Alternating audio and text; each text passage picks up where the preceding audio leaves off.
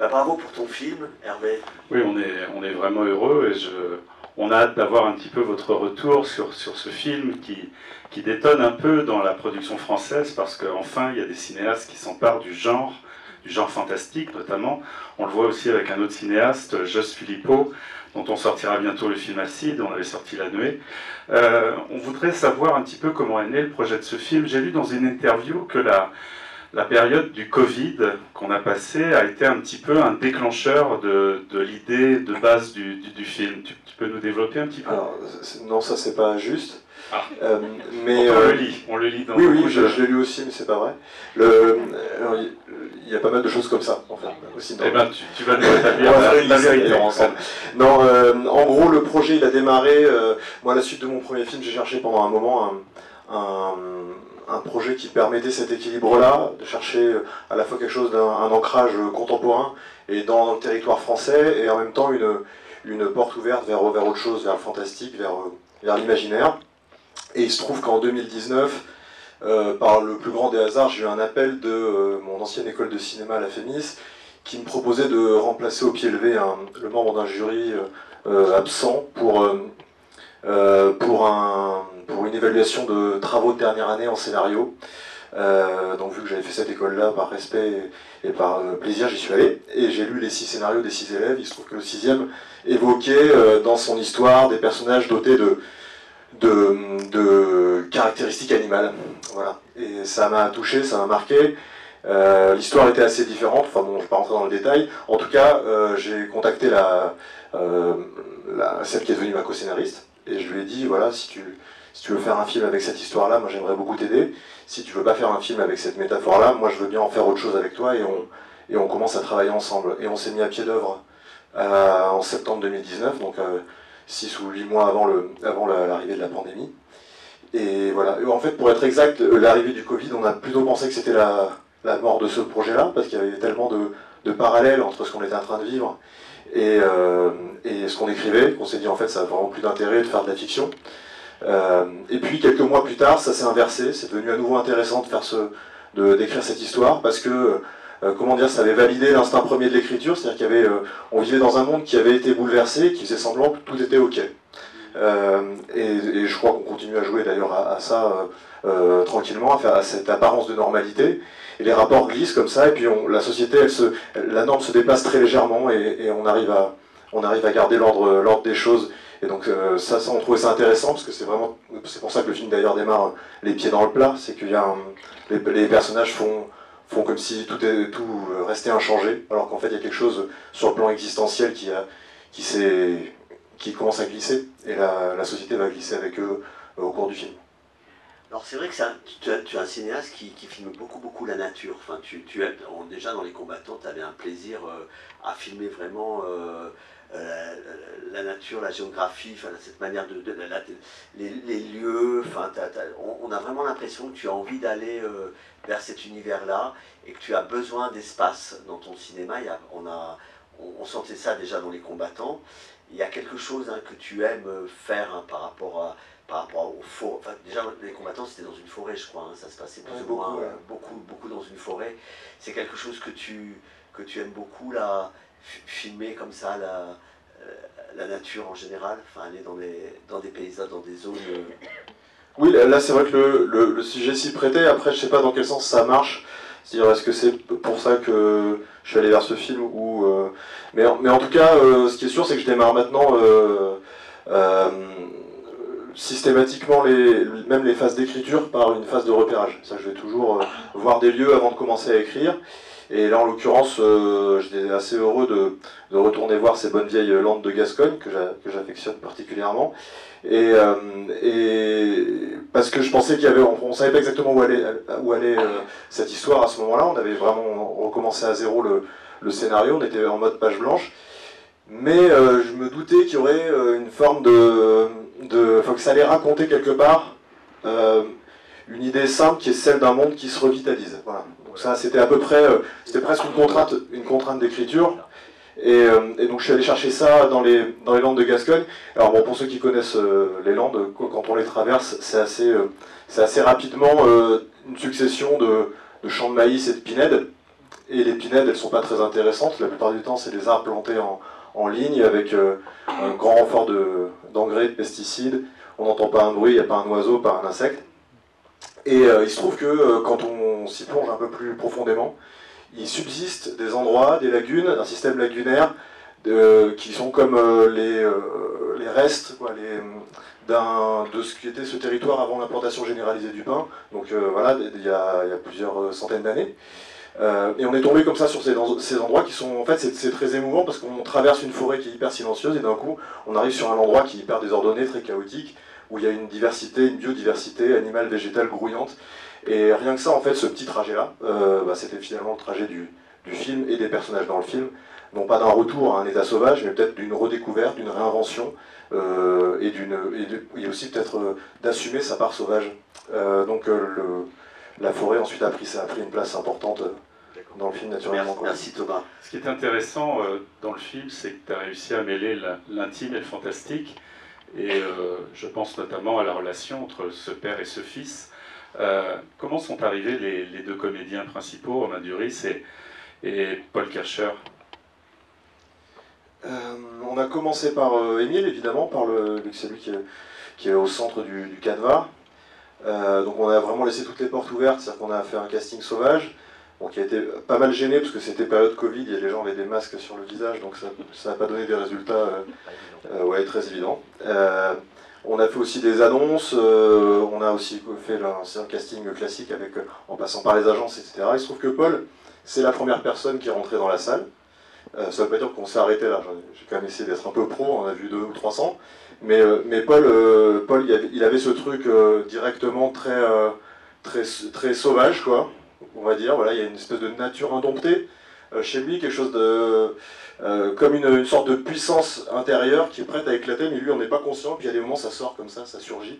Et ça, le film en avait besoin, donc il m'a beaucoup touché pour ça. Et puis à côté de ça, il a ce truc de son âge, quoi. Il a une maladresse, je le trouve drôle. Et il a un truc un peu universel aussi de l'enfance, je sais pas si ça vous parle, mais je trouve qu'il a un peu un truc de Mowgli en fait. Donc voilà, lui il m'a beaucoup touché. Et après, une fois qu'on avait Émile, c'était plus simple de s'interroger sur le père.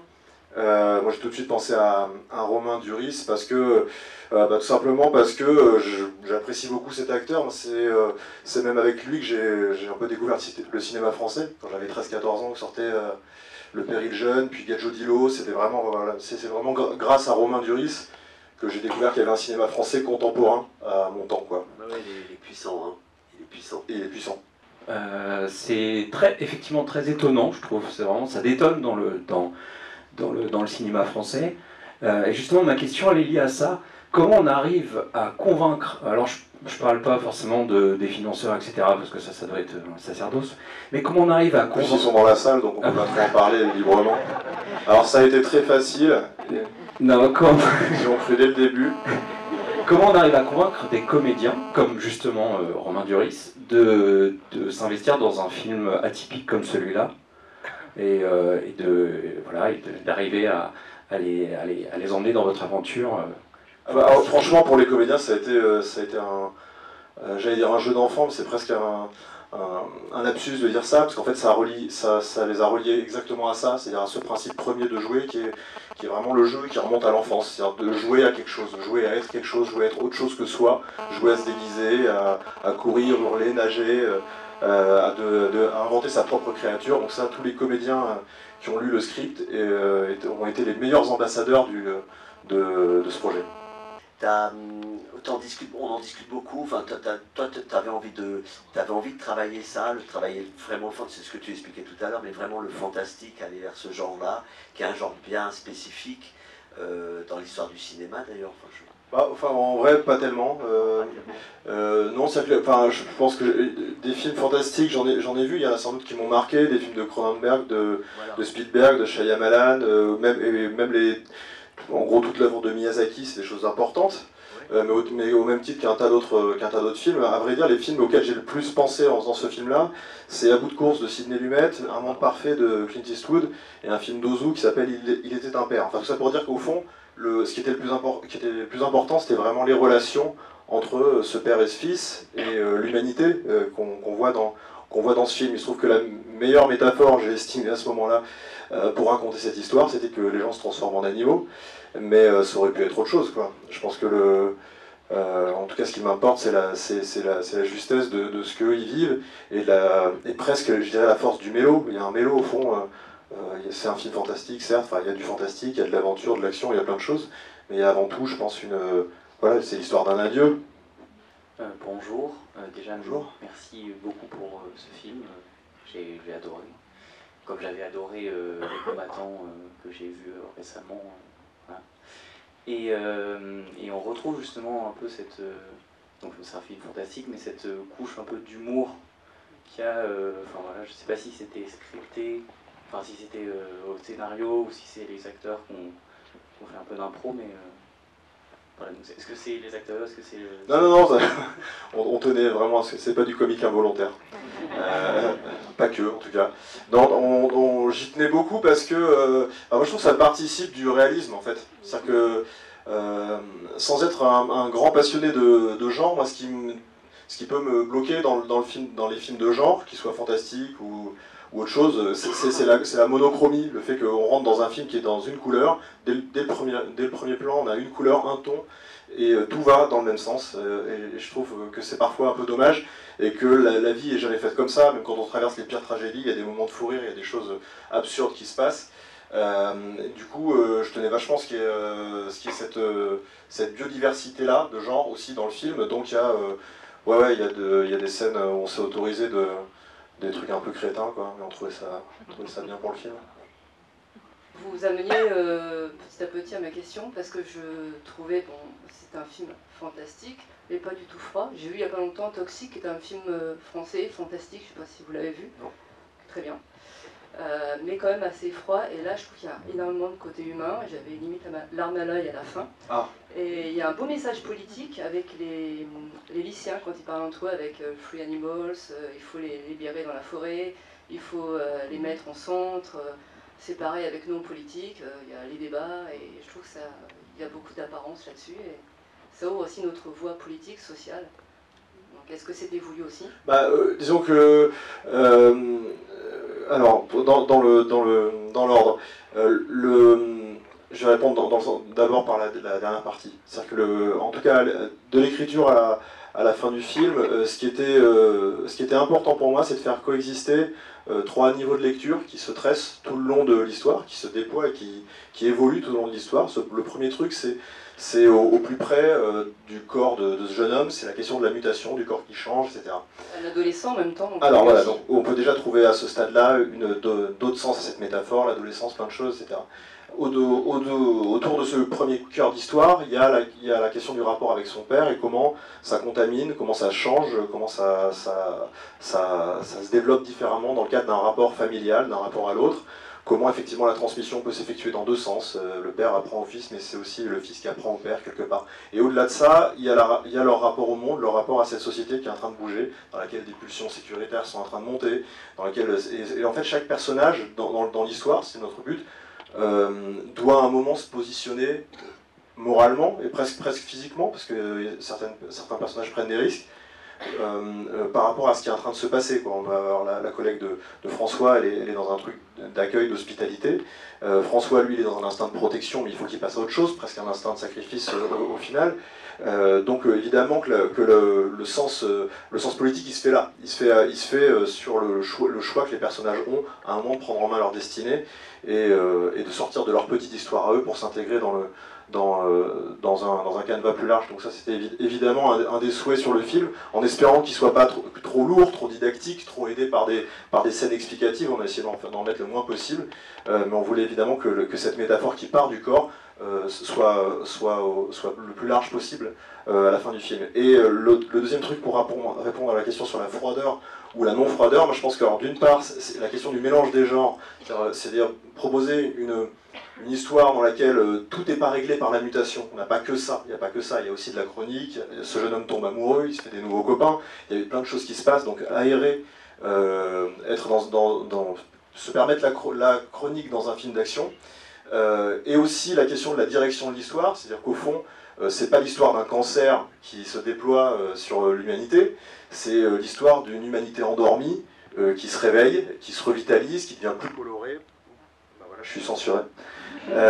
Et donc pour moi, au fond, je l'ai toujours essayé de voir cette histoire-là, je ne sais pas si comment vous l'avez senti, mais j'ai essayé de la voir depuis le début comme une utopie. Bonjour. Bah déjà, waouh. Enfin, vraiment, c'était incroyable à regarder. Moi, j'ai carrément pleuré. Hein. Voilà, je me suis pas retenue, je suis partie. Par contre, j'avais une question. Les effets spéciaux, c'est... On voit même pas quand est-ce que... Enfin, on peut même pas se rendre compte. Et, alors, pas exactement, mais sur un pourcentage, à quel point c'est des effets pratiques, surtout sur les maquillages, et à quel point c'est des effets visuels numériques, en fait. Alors, sans rentrer dans le détail, parce que ça serait très long, il y a de tout. En gros, on ne s'est rien interdit. Donc il y a des effets, il y a des corps particuliers. Déjà, on voit des gens qui ont des corps particuliers ou des physiques particuliers. Il y a des gens qui ont des capacités avec leur corps qui sont aussi particuliers. Donc on a essayé de partir de ça, toujours partir de ce qui était possible à faire avec des acteurs, avec un corps humain, etc. Quand on n'y arrive plus, on utilise des prothèses, du maquillage, donc ça il y en a beaucoup dans le film, et c'est un truc qui est super parce que ça permet quand même d'être, enfin c'est vivant au contact du corps de l'acteur, donc c'est toujours intéressant. Quand on n'y arrive plus, on a des effets plateaux, donc on les aide avec des câbles, on essaie d'augmenter les possibilités, avec aussi tout ce qui est possible en effet plateau, qu'on efface ensuite, on efface la machinerie, des doublures, on peut utiliser des choses comme ça. Et puis pour finir, on a les VFX. En tout cas, on n'a jamais mis cette possibilité-là en premier, on l'a toujours mis à l'endroit où on n'y arrivait plus. Et alors, ça c'est disons la première règle, et la deuxième c'est qu'on a essayé systématiquement de combiner toutes ces technologies-là, c'est qu'il y a très rarement un plan où il n'y a qu'un seul truc. Et le cocktail d'un plan à l'autre change, parce que sinon l'œil s'habitue et on voit. Donc quand on voit plus, c'est parce que le cocktail change sans arrêt, quoi. On passe de 20% de make-up à 30% ou machin, etc. Ça change sans arrêt. Donc ça c'était un gros défi de découpage et de mise en scène pour que ça soit fluide et organique en fait au maximum, quoi. Tu as fait travailler des techniciens français sur les effets spéciaux, sur les maquillages, c'est que des techniciens français, à part en VFX, parce qu'il y a une des sociétés avec qui on travaille qui a une antenne en Inde, et qui a fait faire une partie du travail VFX de rotoscopie des plans, pour être précis, par une équipe indienne. Mais sinon, à côté de ça, toutes les équipes sont françaises. On a des artisans hyper forts hein, en France sur ces sujets-là, qui travaillent généralement beaucoup sur des projets anglo-saxons, parce qu'il y a assez peu de... Enfin, notamment sur le vivant, en fait, ce que j'appelle le vivant, les créatures, les effets spéciaux, les effets plateaux, on est très fort là-dessus depuis très longtemps en France, mais sur la question des créatures, il y a peu de films qui en montrent, et là on en avait beaucoup, on avait tout un bestiaire à animer, donc ça a été de très très longues discussions et de longues collaborations avec eux, mais ouais, il y a des gens, en fait en France il y a beaucoup de ces gens-là qui bossent sur la plupart des gros projets de films, de Marvel, de Game of Thrones et compagnie, ils travaillent là-dessus quotidiennement, donc ils ont ce savoir-faire-là. Bonjour, Bonjour, merci pour ce très bon film. Comme vous l'avez dit tout à l'heure, vous avez travaillé conjointement avec la scénariste, ou le scénariste. Oui. Comme vous le disiez, on en parlait précédemment sur le sens politique, ça a sûrement été un choix lors de la rédaction du scénario de faire intervenir à la fin du film des membres de la ville ou du village qui s'arment pour attaquer des personnes. Et quel choix vous avez eu fait... Excusez-moi, je vais y arriver. Dans quelle mesure ça a été un choix pour vous plutôt que de simplement faire intervenir gendarmes et militaires qui interviennent dans le film et faire en sorte que les personnes s'arment, comme on sait que c'est une dynamique qui existe en France de personnes qui s'arment aussi actuellement dans des idées qui insignifiantes des fois ou simplement pour des notions de sécurité. Bah, il y a plusieurs choses. La première, c'est que quand c'est l'armée ou la gendarmerie ou la police, c'est une fonction. Donc ça obéit directement à un ordre politique ou à un ordre de l'exécutif, local, national, ce qu'on veut. En tout cas, c'est pas chaque policier moralement qui se lance dans une traque. Alors que c'est évidemment, dans le cas des des gens qui font la fête ce soir-là. Là, rien ne les y oblige. Donc je pense qu'à ce stade-là du film, c'est plus intéressant qu'ils soient volontaires là-dedans plutôt que simplement des pions dans un échiquier. Ouais, c'est principalement ça la raison, quoi. Après, il se trouve que je trouve que voilà, le climat a changé, change depuis 10-15 ans. Même en faisant les repérages, je me souviens de ces étiquettes voisins vigilants qu'on voyait de plus en plus souvent partout. On a quand même l'impression que voilà, qu'il y a quand même qu'il y a un regard qui est jeté, quoi, sur l'autre, qui est de plus en plus inquiétant. En tout cas préoccupant, donc c'était aussi pour parler de ça. Bonsoir, merci à vous en tout cas pour ce film que nous avons beaucoup apprécié et qui nous laisse encore un petit peu sous le choc. Il va falloir un petit peu de temps pour revenir sur nos pas, sur nos pieds. Moi je voudrais venir sur le sujet de la bande son qui est vraiment remarquable. Elle est vraiment prégnante, elle inspire la cadence au film. Et parfois, il y a une espèce de cadre un petit peu fantastique. Y êtes-vous pour quelque chose? Vous parlez de la bande-son en général ou de la musique en particulier? La musique, oui. La musique. Est-ce que j'y suis pour quelque chose? J'aime à dire que oui. Non, la musique, comment dire, la musique. Alors il se trouve que d'habitude je travaille avec des gens qui font de la musique électronique. Et là, je trouvais que c'était pas hyper en lien avec le sujet. Je pensais que, voilà, vu qu'on allait filmer le film intégralement en forêt, j'avais envie d'une approche un peu plus organique, d'instruments réels, d'instruments acoustiques, de voix, de respiration. J'avais des désirs presque un peu musique concrète à la base. Je voulais qu'on gratte des trucs contre des troncs d'arbres, qu'on entende des respirations, des battements de cœur, des choses comme ça. Et donc on a cherché qui pourrait nous faire ça. Et il se trouve que pendant l'écriture du scénario, notamment la partie où on était confiné, donc plutôt la fin de l'écriture, il y a un artiste italien qui s'appelle Andrea Laszlo De Simone qui a sorti un EP de 4 titres qui s'appelle Immensità, que je vous conseille d'aller écouter parce que c'est 4 titres, 4 chefs-d'œuvre, et que j'ai écouté absolument en boucle, et je peux dire exclusivement. J'écoutais ça le matin et un peu de Bach l'après-midi, mais systématiquement avant d'écrire, j'écoutais Immensità, et sa musique, je l'ai trouvée bouleversante. Comme une espèce de déclaration d'amour à un monde plus vaste, quoi. Il y avait quelque chose comme ça qui était très fort, alors que je ne comprends rien à l'italien d'ailleurs. J'ai fait traduire les paroles après, ça parlait d'amour filial, donc c'est peut-être pour ça que c'était logique par rapport à ce que j'étais en train d'écrire. Mais en tout cas, Andrea m'avait beaucoup touché, et du coup, je l'ai rencontré, je lui ai proposé qu'on essaie de faire ça ensemble, et lui n'avait jamais fait de bande originale de film. Mais il s'est jeté là-dedans avec un mode, avec une expressivité italienne. Donc je trouve que tout ce qu'il fait, il le fait très, très fort, quoi. Il y a un truc, et puis il a ce talent de compositeur qui est, d'une part, c'est un très grand mélodiste, mais il arrive à prendre beaucoup d'espace avec très peu de notes.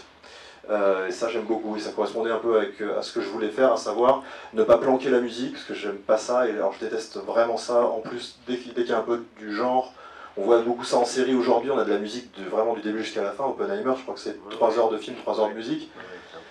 C'est un problème. Et du coup, j'aime bien quand la musique arrive, elle soit là, vraiment fort, et quand elle n'est pas là, elle n'est pas là. Et là, on s'est bien trouvé là-dessus, donc on a avancé là-dessus. Et après, tout ce qu'on entend, c'est lui, en fait. Donc c'est sa respiration, son battement de cœur, et c'est lui qui joue quasiment tous les instruments, à l'exception d'une clarinette. Voilà. Je ne peux pas faire plus précis. Moi j'avais une question, je voulais savoir, le film j'imagine il a dû se vendre beaucoup dans les pays, un peu partout et dans les pays anglo-saxons, parce qu'il y a une dimension comme ça très internationale. Ce film il peut plaire à beaucoup de publics dans des pays totalement différents. Est-ce que le film a été vendu beaucoup, il va sortir aux États-Unis, où ça a été compliqué pour le vendre? Je crois qu'il y a encore 2 ou 3 deals en cours, mais oui, il a été vendu partout dans le monde, à Cannes, en fait. Et je crois que, comme ça, parce que je n'ai pas encore fait la tournée dans les pays où il sort, mais là où on a senti un appétit très fort, c'est notamment en Asie. Ah bah oui. Voilà. Parce que c'est vrai que ah oui, ça m'étonne pas. Le cinéma asiatique, et c'est super. Et oui, il sort aux États-Unis. Ouais, il sort aux États-Unis aussi. Déjà, merci beaucoup pour ce magnifique film qui m'a aussi beaucoup ému, pour cette hymne à la nature et voilà, la reconnexion avec la nature qui résonne beaucoup, je pense, en chacun de nous, enfin beaucoup de personnes. Et juste, voilà, deux petites questions. Est-ce que le jeune homme, parce qu'on parlait avec la petite question, quel animal choisiriez-vous? Le jeune homme, est-ce qu'il a choisi l'animal qu'il voulait être ou pas? Alors sur la destination animale d'Émile, Émile il veut être un loup. Après, est-ce qu'il va y arriver? Est-ce qu'il va choisir? Est-ce que le loup qu'il deviendra ressemblera à un loup?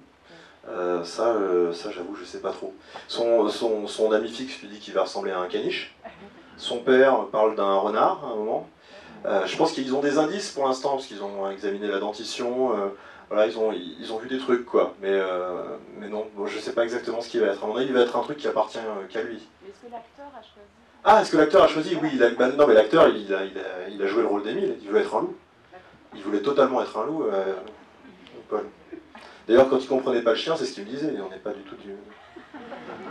J'arrive pas à dialoguer avec Albert, parce que Albert, c'est un chien.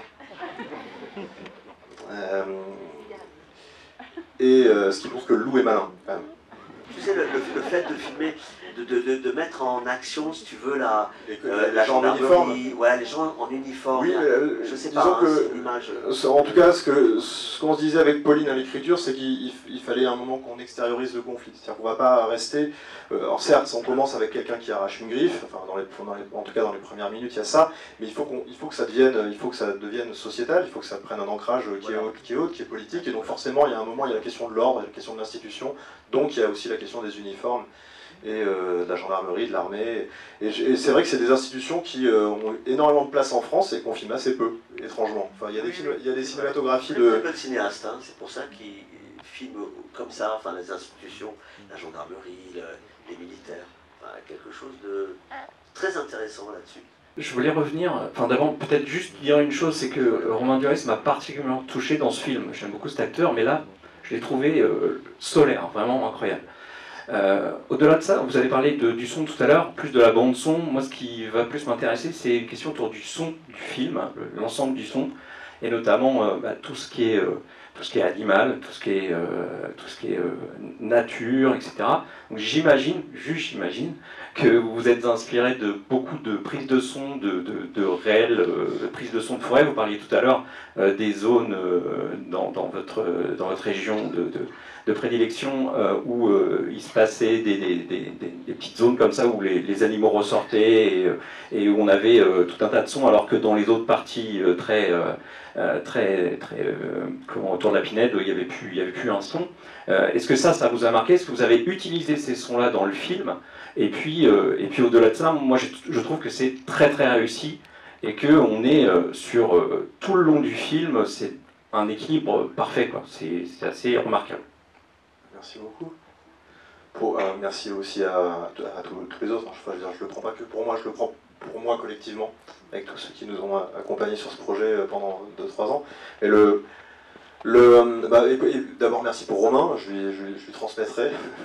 Et moi aussi je trouve qu'il a, en tout cas, il y a un engagement sur ce film qui était particulier. Je pense que c'est presque une histoire qu'il attendait, et peut-être la première fois dans sa carrière d'acteur qu'il pouvait jouer quelque chose qui est aussi près de sa vie de père, en fait. Donc je pense que ça l'a embarqué, en tout cas là-dedans. C'est vrai que c'est un truc dont on en a parlé, mais on en a finalement assez peu parlé. Il était déjà très nourri en arrivant sur le plateau. Après, alors sur le son des... Il y a la question de cette reconnexion à un monde plus vivant. Et donc ça, c'est un truc qu'on a travaillé couche par couche pendant le film. Alors évidemment, sur un plateau, même en décor réel, on a tourné qu'en décor réel, dès qu'on commence à s'installer, etc., il n'y a plus un bruit de... Voilà, donc on s'est assez peu servi de ça. On a évidemment fait des rushs sonores le soir, le matin, avant d'arriver, etc. Mais sur le plateau, c'était assez vide. Il y a tout un travail tout au long du film pour rendre ça de plus en plus profond, de plus en plus humide, de plus en plus vivant, quoi.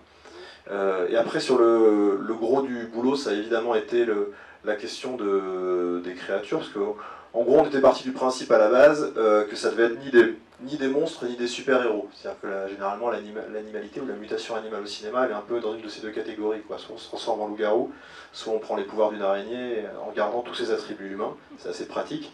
Nous, on s'était dit que tout ce qu'on gagne du côté animal, on le perd du côté humain. Et que ça serait ça, comme ça que le film avancerait. Donc Émile sait plus faire de vélo, mais il court plus vite, ou il grimpe aux arbres, Fix perd la parole, il apprend à voler. Donc il y avait cette question de la perte du langage et de l'apprentissage d'autre chose, de la transition vers autre chose. Et ça, vocalement, ça a été tout un dossier pour voir comment on allait y arriver. Alors on a pensé à plein de trucs hyper technologiques. On a essayé d'écouter des trucs soit chez des artistes plasticiens sonores, soit... Et finalement, on est revenu à un peu la racine du truc, c'est à se demander qu'est-ce que nos acteurs étaient capables de faire et comment on pouvait repousser ces limites-là avec eux. Donc on a rencontré des gens dont le métier c'est chanteurs d'oiseaux, ils sont 2 en France, ils imitent par contre pas mal d'espèces, enfin déjà des centaines d'espèces d'oiseaux, mais aussi d'autres espèces animales. Donc on les a rencontrés et ils ont formé, en l'occurrence Paul et Tom, celui qui joue Fix, quoi, le oiseau. Donc là c'est une technique hyper particulière parce que les oiseaux, nous on a un larynx et les oiseaux ont un pharynx, si je me souviens bien. Je peux peut-être dire des bêtises, il y a un prof de SVT ici. Et donc je peux dire n'importe quoi. Ok, donc pharynx pour l'oiseau. Et donc si j'ai bien compris, en gros les oiseaux ils produisent du son en aspirant, alors que nous on produit du son en expulsant de l'air. Donc ça demande un effort énorme, quoi, de la cage thoracique, de la gorge, de contraction pour arriver à produire des sons. Et on ne produit pas du tout les mêmes, on n'a pas du tout la même empreinte vocale quand on aspire les sons. Mais en tout cas Tom a travaillé ça pendant des mois et des mois. Il allait quand même assez loin, je veux dire, globalement, Tom, sur son incarnation, hein, au point où il parlait plus, par exemple, pendant le tournage.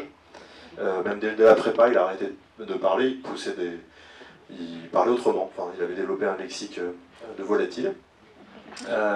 On lui avait fait des ailes en mousse, il vivait avec, etc. Quoi. Il allait, pour transformer son centre de gravité, apprendre à se passer de ses mains.